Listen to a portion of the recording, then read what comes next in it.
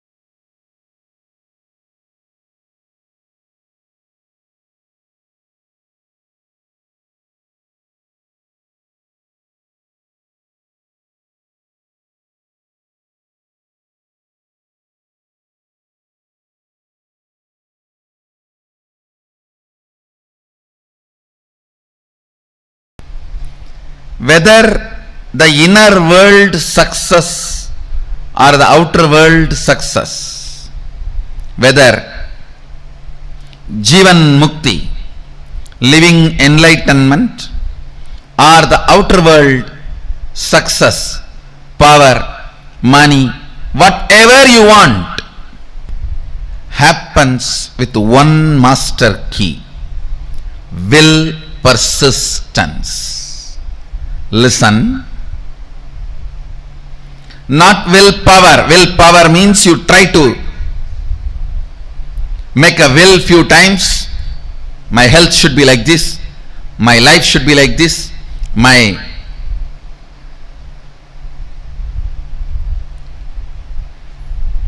business should be like this. You make few will with the clear idea it is not going to be successful. And when that fails, you think, oh, it is not for me, this is not for me, and you collapse. That is what I call willpower. Actually, it is will arrogance. But will persistence means the number of times again and again and again your ability to create the will intensely is will persistence. Your will is made out of the material called persistence. Please understand. Water in the Ganga breaks the Himalayas not because of power but because of persistence. Not because of power but because of persistence. Whether it is the inner world, enlightenment, or outer world success like money, name and fame, power, health, relationships, whatever you want, inner world or outer world, the master key is will persistence, not willpower. Willpower will always make you feel you are a failure. Will persistence manifests the real willpower and it will make you always successful. Understand? Ganga, the water of the Ganga, neither by its power nor by the objects she carries, she opens the Himalayas. It is just by her persistence she opens Himalayas. Just by her persistence she opens Himalayas. Understand? Will persistence, not willpower. Whenever you use willpower, it has to happen. It has to happen immediately. Always you have the shade. No, if it's not, what will I? It means already you planned for failure. And when it collapses, you are confirming this willpower and all is not going to work for you. You don't have, either you don't have willpower, or you feel that will not work for you, or you will feel that is only for others, or you will feel this much only is me, it may be for others. Only when you know the science, why it works, when it works, and when it does not work, that is the only when you know when it works, when it does not work, why it works, why it does not work, you start living enlightenment. Listen carefully. Will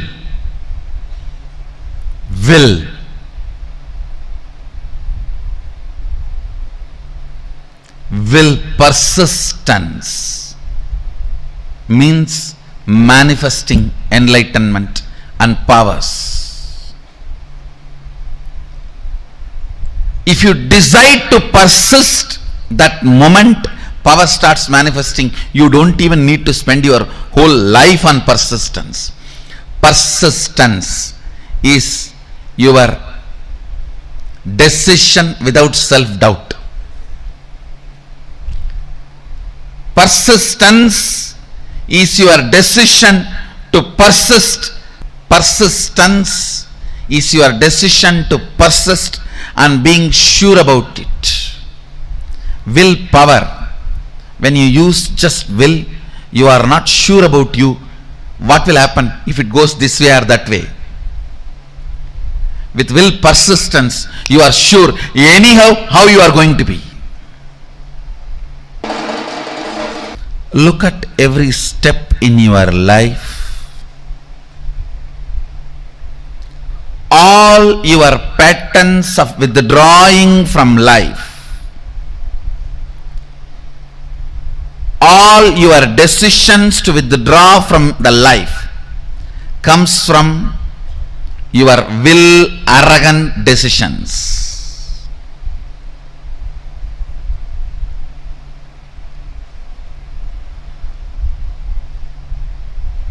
All the life involvement decisions comes from will persistence. I tell you,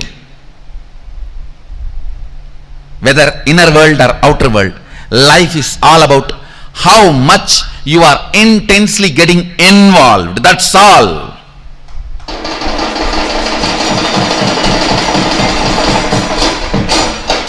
The intensity with which you get involved with the life.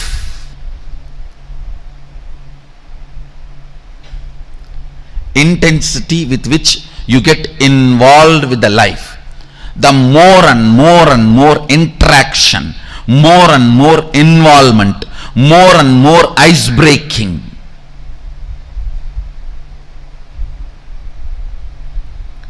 Will persistence is all about life. Life is all about will persistence.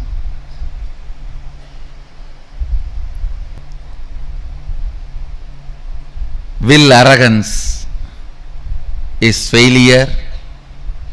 Will arrogance means I'll try to create a will. If it is successful, then I'll believe this philosophy. If it fails, if it does not click, then I think this philosophy is not for me, this does not work for me, or I think this does not work for anybody. All this is what I call will arrogance. Let me check out how it looks, how it feels. The one and only way you will build will persistence is through Sangha. Sangha teaches you the science of will persistence.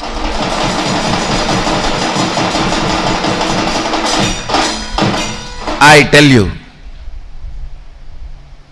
stupid are those who say, oh, what is there in building temple outside? God is everywhere. And why do you put all your time, energy, money in all this? I tell you, when you build a temple outside, all the things required for it, creating a Sangha, creating, inspiring people, enriching, causing, everything, teaches you the science of will persistence, and you become enlightened. By the time Sadashiva sits on the temple you built outside, he already is sitting on the temple which you built inside.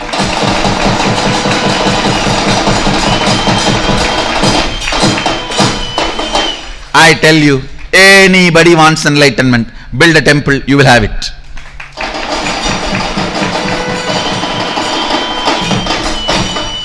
Because building temple is not a joke. You need to work with so many people. So much of involvement with life is required. And I also commit with you guys. get involved with life, get involved with Sangha in a very organized, systematic way. I am responsible for your enlightenment and manifesting powers. When I say I'll do it, when I say I'll do it. Will persistence does not take time as you think before practicing will persistence. You always think, oh God, will persistence means I have to persist whole life.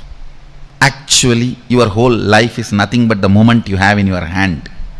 Persist in that few moments you have in your hand. That's all is required.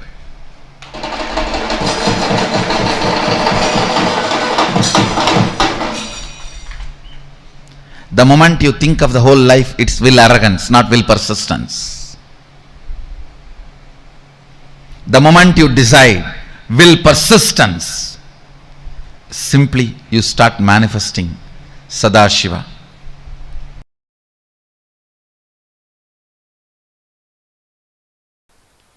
When I say the word will persistence, I do not mean you need to sit for years and years and years. No. It is a simple decision of more persisting. Listen carefully. Listen. This is the essence of the whole session. This is will persistence means decision not to give up on you. Decision not to give up on your intention to be. Listen. There are only two parts in your inner space. One, will persistence, another one, giving up. Either you give life to the thought current of giving up or to the will persistence. Your decision to give life only to will persistence and not to give life to giving up thought current is all I call will persistence. Listen.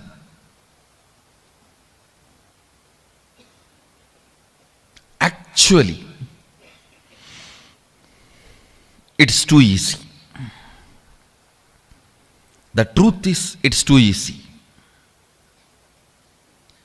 Because you are giving life to giving up thought current, then persistence.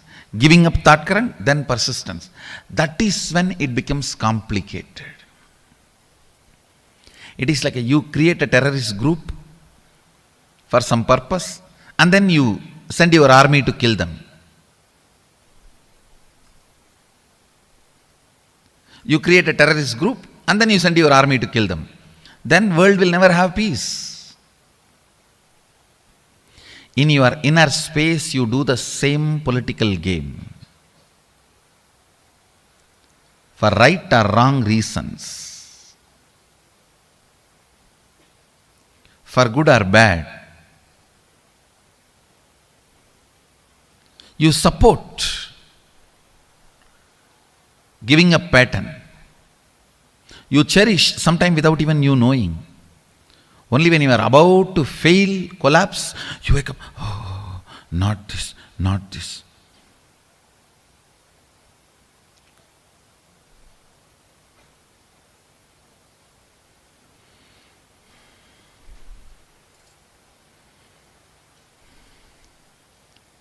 Having an alarm in your life to remind you and hold you without letting you fall is equivalent to having a guru.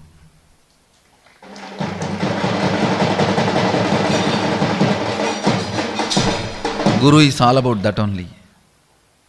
An alarm which rings every day between 8 to 9.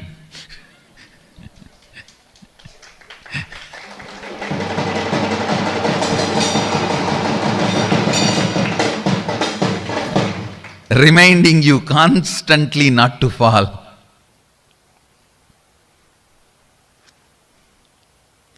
And empower will persistence, that current. You never manifest what you desire. You manifest only what you believe.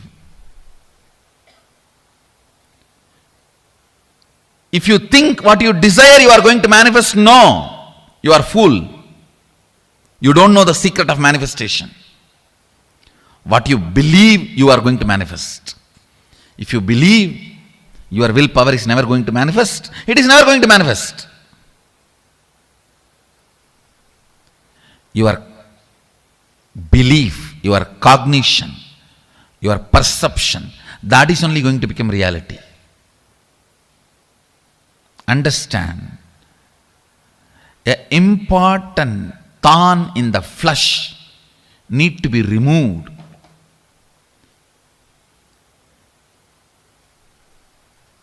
The pain point need to be removed from your inner spaces.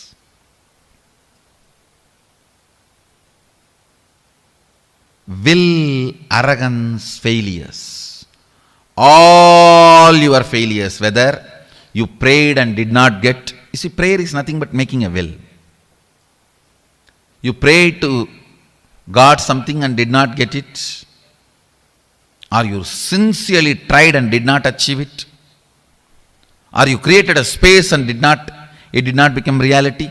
All this and all the pains accumulated around this is all about will arrogance. Listen, it is all about will arrogance. All your failures, whether you failed in your own sadhana, spiritual practice, or you failed in your prayers, you failed in your efforts, you failed in situations, relationships, life, everything is will arrogance.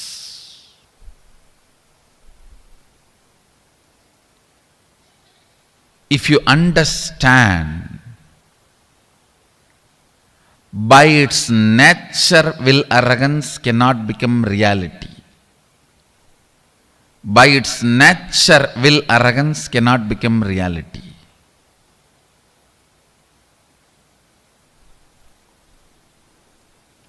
Only will persistence can become reality. So much of healing will happen inside you. Today I wanted all of you to do this as an assignment. All the situations you feel you have failed, frustrated, hopeless, list from the time you remember you. From the time you remember you, list and find out how your will arrogance failed you in that situation. How your will arrogance was the main reason why you failed. This understanding and then completing with this pattern of struggling with will arrogance and deciding to have will persistence. Your will arrogance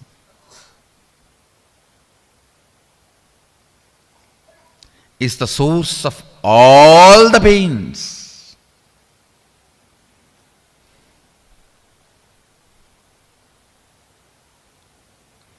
If you can internalize this one truth today,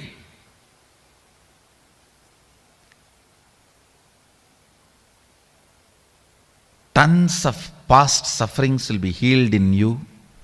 I wanted all of you to do this as an assignment today. From the time you remember, you write down all the failures, frustrations, hopelessness, situations when you collapsed, when you gave up, when you felt you have not achieved what you want, you felt loss, whether it is personal, health, professional, career, life, prayers, spiritual, anywhere. Pen down all the failures and analyze each one. How the will arrogance collapses you, fails you. Will arrogance means trying half-heartedly, failing, and then blaming yourself. You can never achieve it.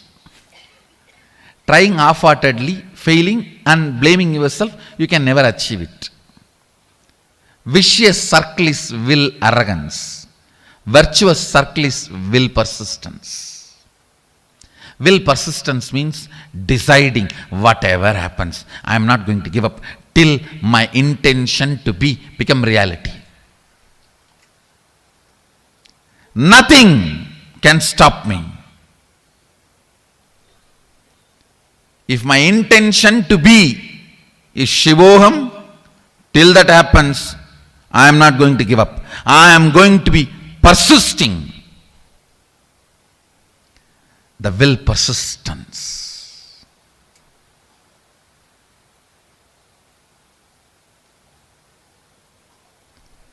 Whatever may be your intention to be, the moment you decide, will persistence,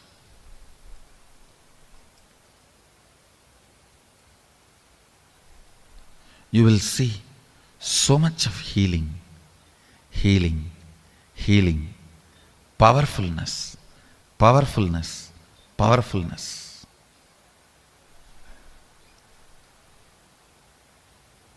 Your own voice sitting inside you and constantly teasing you, pulling you down, disrespecting you, abusing you, will just melt down.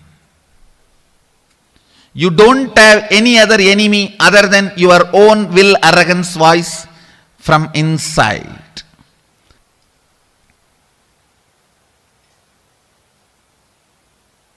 Today do this assignment. This ironing out will heal you so much. You will be ready to manifest all the experiences and powers of Sadashiva. Align here. Start this assignment today. Start this assignment today.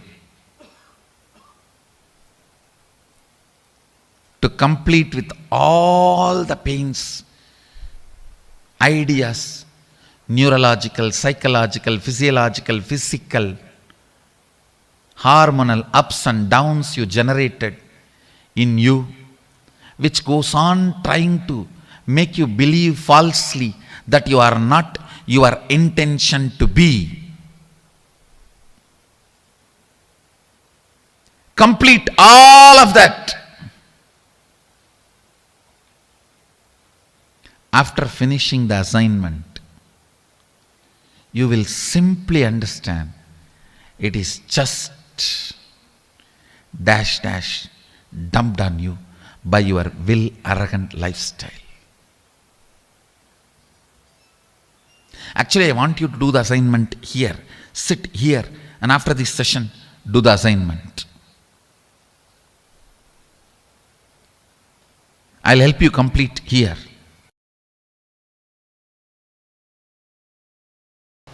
Bringing pure questioning back to your life, bringing seeking back to your life is what I call completion. Understand? It happens only by will persistence, not by willpower. Sometimes people come and tell me, oh, 10 years I had persistence. No, you had willpower. Persistence never brings you tiredness and boredom. You never had persistence. It was always will, arrogance fighting and failing. Will, arrogance fighting and failing. That is why you are feeling tired and bored. That is not persistence. That is will, arrogance. You need to have right idea about your past. Only then you will make right decision about your future. Many times, the tug of war which you continue to have with your will arrogance, you call it as will persistence. No. Will persistence is different. Will arrogance is different. In will arrogance, every time you only fall into powerlessness and repeat the same stupid cycle. In will persistence, every time you are one step ahead. You are one step ahead. You are one step ahead. So you will never be bored. You will never be tired. Tiredness and boredom is the quality of will arrogance, not the quality of will persistence. Will persistence never brings powerlessness about you or about others. Will arrogance always brings tiredness, anger towards you and others. Will arrogance is different. Will persistence is different.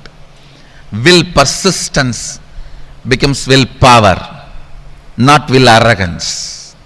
Will arrogance becomes only will failure. Will persistence becomes will power. Will arrogance becomes only will failure. Will persistence suddenly makes you young and you start from the beginning. Come on, start 1, 2, 3.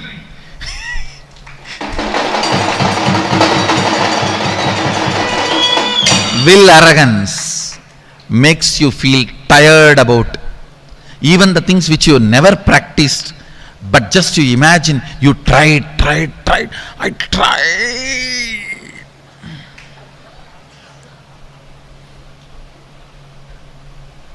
It means you just need kadka pudi.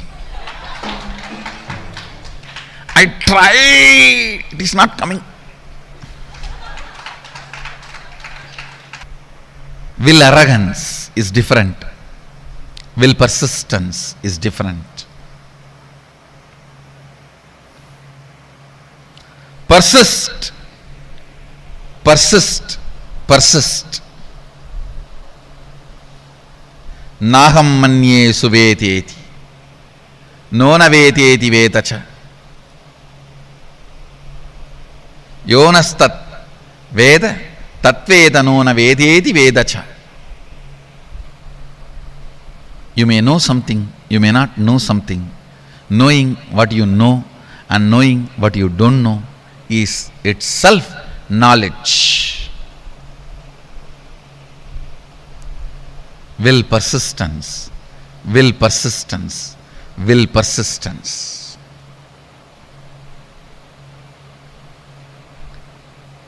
Nothing else need to be done in the world. Just the will persistence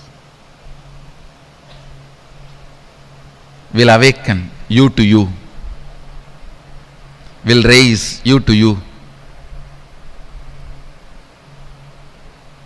will make you realize you to you. Naham manye suvedeti, nona vedeti vedacha, yonastat vedatat veda, nona vedeti vedacha. More and more things you embody, more and more you will know. More and more will persistence happens. More and more will arrogance gets completed. That's all is the essence of life. That's all is the essence of life.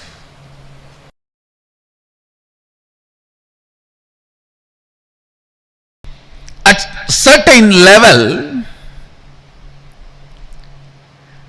attacked by tiredness,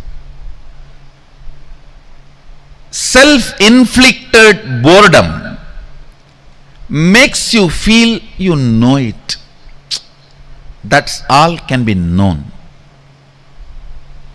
You give up on you. And you feel everything is okay. I have seen this during the manifestation of powers. People actually fight with the so-called willpower. It is not willpower, will arrogance. If I make it now, it has to happen now. If it is not happening, then it's not for me. Leave it. Willpower. What do you think as willpower? Is nothing but will arrogance. Real willpower comes by will persistence. When you are bit by the snake called will arrogance, and that poison spreads inside you as tiredness and self-inflicted boredom. I've always seen this. When people first start seeing me, they're all excited, go gaga about all over. If they don't convert that excitement into responsibility and assimilate it as part of them, then slowly,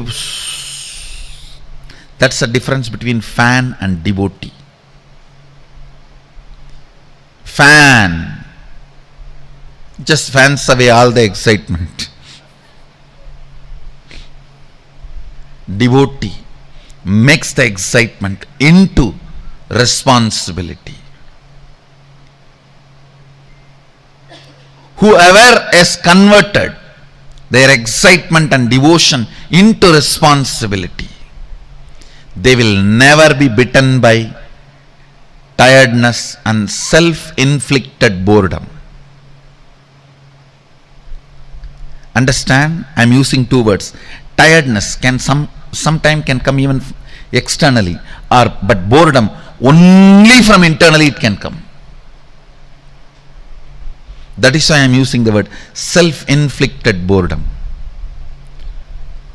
When these two attacks you, you come to a decision, that's all for me, leave me. When you say, that's all for me, leave me, your life has ended. Your life has ended. Even I don't tell that. Even still I sit and work. How can the system be more and more stronger, so it can radiate more and more? It can manifest more and more. It can support more and more. It can share more and more.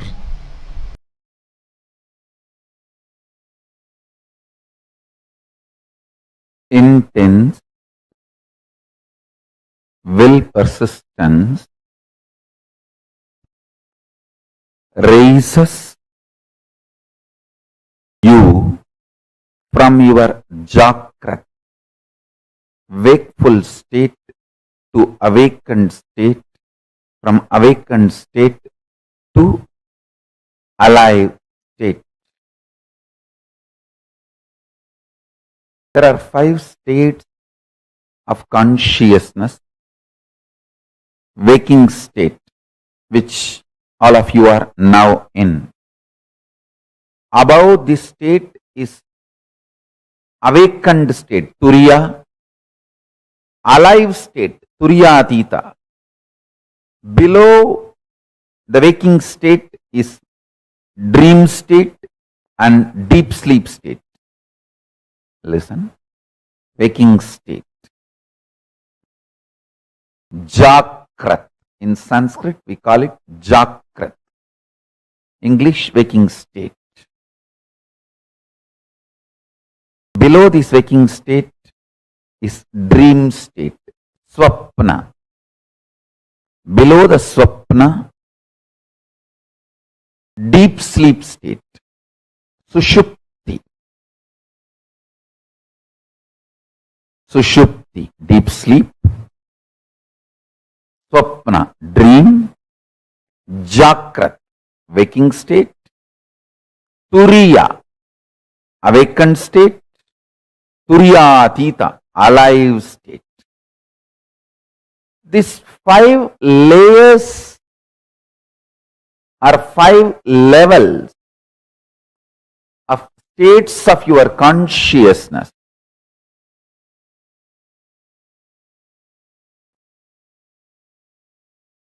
Is your life.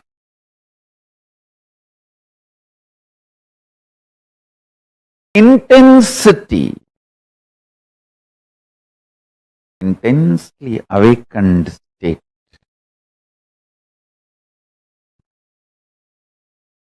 leads to alive, turiyatita in you. I tell you, neither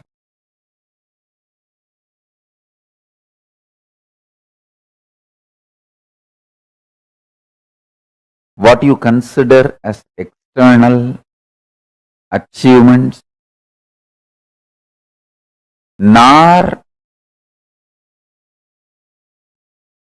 the external capabilities can define you. They can all be one of your glories, like one ornament, but they cannot be the definition of you. Definition of you is in which state you feel cute about you. Do you feel very cute about you sleeping all the time? Or do you feel very cute about your dream state? Do you feel very cute about your waking state? Or do you feel very cute about your awakened state? Or do you feel very cute about your alive, all powerful state? In which state you feel very cute about you all matters. Stop wasting your energy in making others feel cute about you. Understand, the whole world is stupid, dash, dash, dash, frustrated, beep, beep, beep, beep, beep, beep, beep, beep. Understand? Nobody feels cute even about themselves. Why will they feel cute about you? Just dump the shit of putting your energy and attention, time, treasure, talent in making others feel cute about you. Pooh.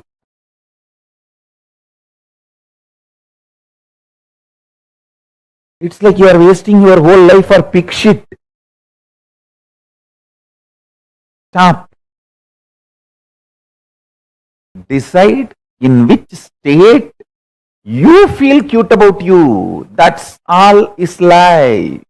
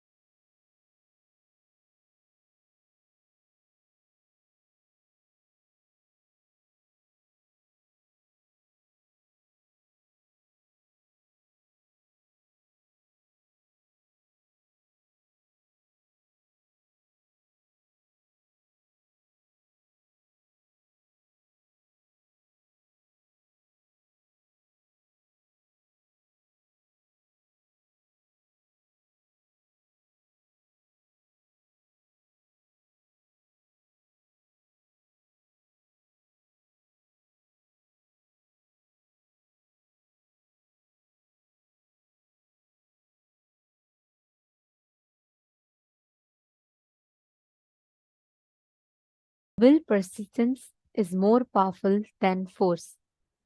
Swamiji revealed, literally summed up the whole essence of life for all of us.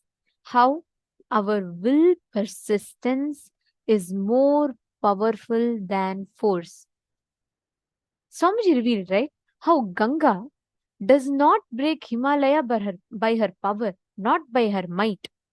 She breaks it by her persistence. She doesn't break it because of force, but because of will persistence. See, will persistence is nothing but your decision without self doubt. Any decision without self doubt is your will persistence. When you decide, even the cosmos has to listen to your will. Can I request each of you to post what you understood as will persistence? Nithyanandam, this is a very important session. So, can I request each of you to post? What did you understand as will persistence? Come on, Ma Agama Priya, Ma Itsk, and we have Madonna, Ma Ankita. Where is Anisha? All of you could please post.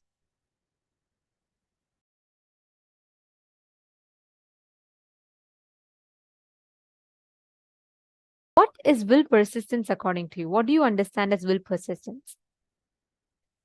Because it is important that we cognize this truth. The way you see life, the way you perceive, cognize, experience life, it changes completely simply just by your understanding, just by you cognizing will persistence.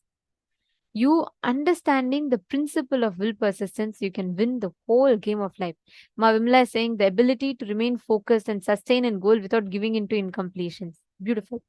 More than that, Ma, will persistence is your ability to take decisions without self-doubt. It doesn't even mean you have to keep doing. Of course, one of the meaning is that. But it is not about the action, but about the thought current. Means, for example, let's say the first time you're stepping into your putting a startup, you have the will, like you have such a strong desire to become a millionaire. Even after 10 times you fail, the intention to be a millionaire should be the same, as strong as how it was in the beginning. Your intention not getting impacted by the ups and downs of life is will persistence. Means whether you can fail 10 times, but your intention should be as strong as it was the first time. You may not be able to manifest everything correctly the very first time, but your intention, your ability to decide, your decision making mechanism should be with the same strength as you did the first time. That is will persistence.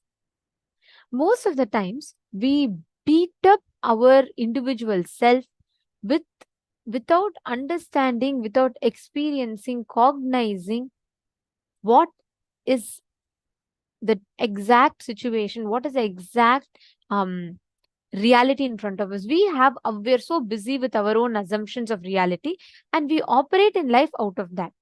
Catching yourself from that and operating with the right powerful cognition is will persistence. Catching it? Yes, Ma Forum Limaye, that's right. When you're not tired by life, you're will persistent. Which means, let's say you have the intention to be Sarvajñapita Yajaman. You may try 10 times, you may not manifest a single penny, but even 5 years later, your intention should have the same vigor and strength. Without giving up, without letting the incompletion of, oh, all these years I tried, so it's not really happening. So let's see, if I can do, I will do.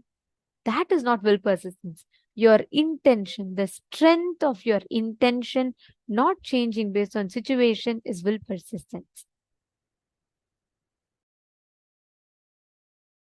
This one truth that Swamiji has revealed, will persistence is made of bliss material. Only happy people can be successful people. If you are sad and depressed in life, you can never be successful. Sick, depressed, sad people can never be successful in life. Sickness is not physical sickness, your mental sickness. There are so many people who will have physical disabilities, but they have achieved amazing feats in their life. How? It is not about the physical sickness, it is about the mental sickness. Means many people have all the things needed in life. They have wealth, they have time, they have knowledge, but just because their inner space is not ready to take on responsibility, they skip taking responsibility. See, will arrogance and will persistence have different qualities. You will see many times the decisions that we make in life are out of will arrogance, not will persistence. Like, for example, tiredness is will arrogance, youthfulness is will persistence, boredom is will arrogance, energy to restart, to manifest, to claim, manifest reality whenever you want is will persistence. Powerlessness and self doubt about yourself is will arrogance, powerfulness and you're experiencing completion with yourself and others is will persistence. Anger towards self is will arrogance. Immense love towards self and life is will persistence. Now, I request each of you to take a few minutes and you're going to be writing down all the situations in life where you took a decision. Let's say you decided this time I really want to be successful in business. You take a step. But you felt frustrated because the business never took off well. Take a few minutes, write down all failures that you experienced in life. You can just do it for yourself. Please write it down.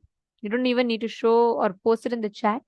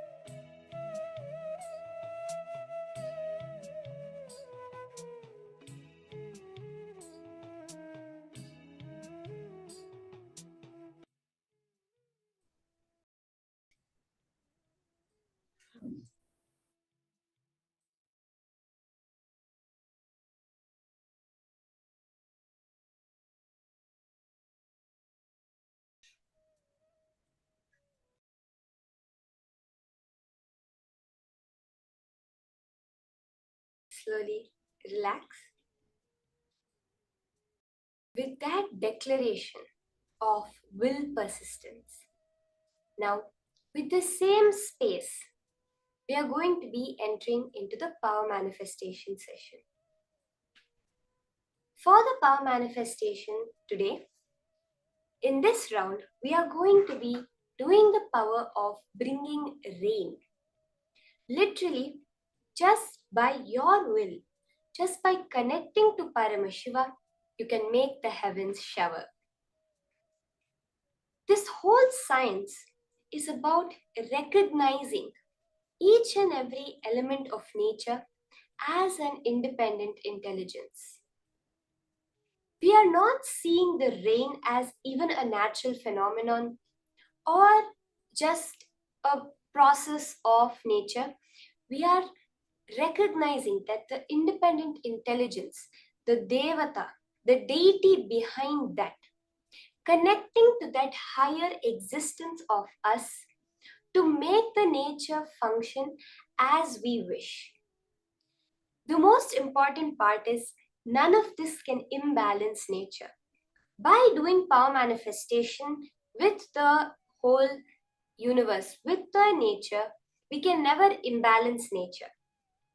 Because by connecting in with the third eye, by doing the whole power manifestation itself, you are becoming one with that natural flow, dharma of life. The way we are going to be manifesting it is by holding that intense will persistence. Actually, this power of bringing rain is a very popular one within the Gurukul, the Balasans. Literally, it would be very casual. We would be in our class. If our classes get over, we would be able to play in the rain. But it would start raining about an hour before our classes get over. So then immediately we would just say, "Oh, Varuna Deva, Indra Deva, please, 1 hour delay, we need to go play. We want to come and play in the rain with you. But we are in the middle of class." And that instant it will stop showering. Exactly an hour later, as the bell for our class rings, it will start raining again. So that was the way we connect with nature when you're in that space of oneness with the whole. All manifestation happens so simply. Let us see the pramanas, the Shastra pramana, for this power of bringing down the rain. All these pramanas are direct revelations from Paramashiva himself for giving us the clear-cut science how to manifest powers. This power of bringing down the rain is just a change in the inner space. As Swamiji says that the Pindanda and the Brahmanda, one end of the rope is the Pindanda, is the body that you perceive, and the other end of the rope is the Brahmanda, the universe that we perceive. When a small change happens within, immediately we are able to change the cosmos around us. When we know how to alter a slight mood, anger to happiness, anger to creativity within us, we are immediately able to change the weather around us from rainy to sunny or sunny to rainy. Let us now see the Shastra Pramana for the power of bringing down rain, connecting with nature. The Shastra Pramana for this power is from the Vijnana Bhairava Tantra, Sutra 113, Dharana 87. Sampradayamimam devi shruna samyak vadamyaham kaivalyam jayate sadyo netrayo stabdha matrayoh. Bhagavan Paramashiva says, "O Devi, listen to this sacred tradition. I shall reveal it to you vividly, completely. Just keep your eyes completely wide open. Do not see or perceive anything. By simply keeping it fixed with a steady gaze on the reality within. By this, the state of aloneness, kaivalya, the oneness that expresses as extraordinary powers and experiences, will occur immediately. Clearly, what Paramashiva is revealing is how, when we drop the border of me being separate from the universe, keeping the gaze on the reality within, the real truth of the universe, you are able to very clearly see how the whole universe is just an extension of you. The Apta Pramana for this power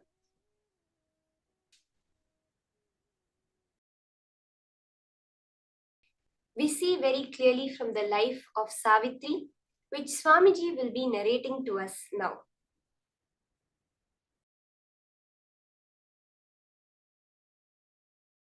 Our manifestation, enlightenment science of Hinduism is not just little peace and little bliss. No.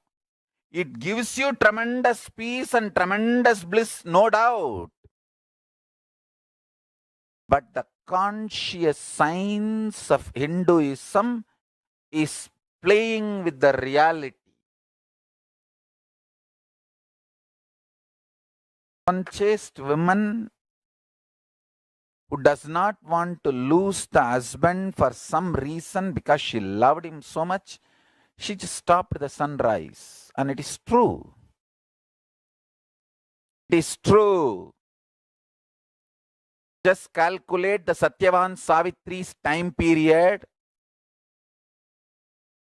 Go and check astrological flow. Exactly those few days there was no sunrise. How? You do research. If you ask me the answer, I am a Hindu monk, I will say the power of Savitri.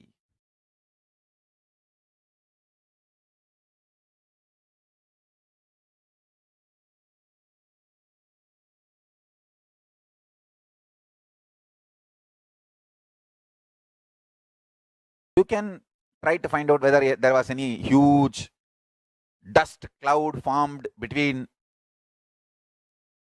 earth and sun, so the sun rays did not reach the earth. Whatever, you do all that research.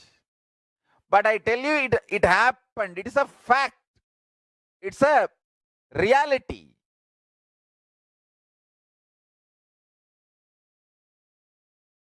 Savitri was able to stop the sun rays falling on the planet Earth for few days.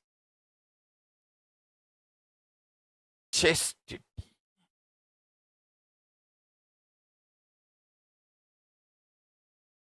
The great Shaiva saint says, Devam Toral Korunan Toludezhval Peyyana Peyyum Mazhai.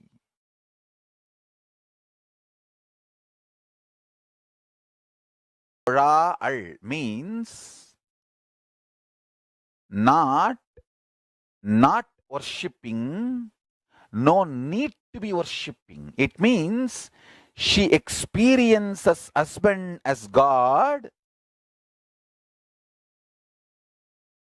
so strongly. She is connected with the Paramashiva component of her husband, the conscious component of her husband. She does not feel the need to worship any other god separately. That kind of a strong, chaste woman, Peyyana Peyyum Mazhai. When she says shower, rain showers, nature listens.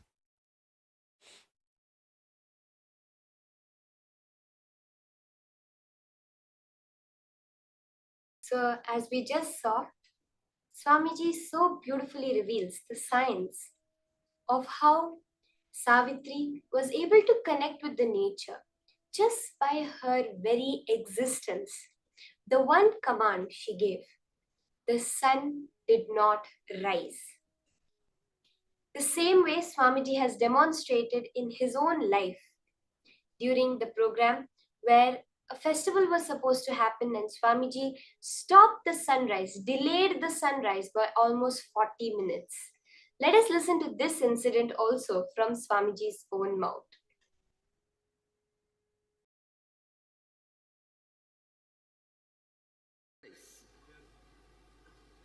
I don't know how many of you today observed. I got a little late for the Dvajarohanam. It is supposed to be 6:40 to 7. I told the son, don't come out till I finish the Dvajarohanam. And today, 40 minutes sunrise late. See the Biddi sunrise time today. See, there's a Google thing, there's a website where the sunrise time is supposed to be time and actual time is recorded. Today will be 40 minutes late.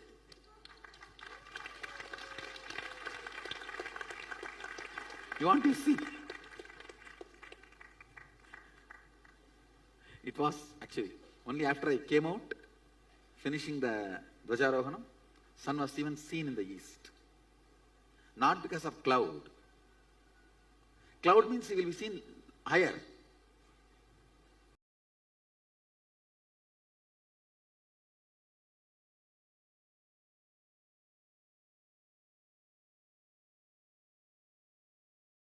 This is the power that all of us are going to be experiencing right now. So I want to request all of you, all you're going to do is choose a particular place. So choose a place that does not have a prediction for rain right now. So let's say you're going to make it rain today. So choose a place that does not have any forecast for rain by any weather forecasting thing and any weather forecasting website, and you're going to be creating rain in that place. You can do it in the place you are right now, or you can connect to another place. All we are going to do is connect to Swamiji in that intense space of oneness. Swamiji says that all power manifestation comes not from manipulation, which we could understand as willpower that Swamiji explained. You do it just with the idea of, okay, 2 times it didn't happen means it's not possible for me. Do it from the space of will persistence, which is oneness with everything around you. Swamiji has said that it will happen, so it has to happen. It is happening, whether I'm seeing it or not. Okay? So are we all ready to get into the power manifestation? Start with opening up the AccuWeather website. You can go to www.accuweather.com and type in a certain country. You can take a screenshot of the screen with the current weather prediction, weather forecast. So if at all you have chosen a place where it happens to be raining right now, you could stop the rain also. But for this round, let us do it with bringing rain. So choose a country that does not have a weather forecast.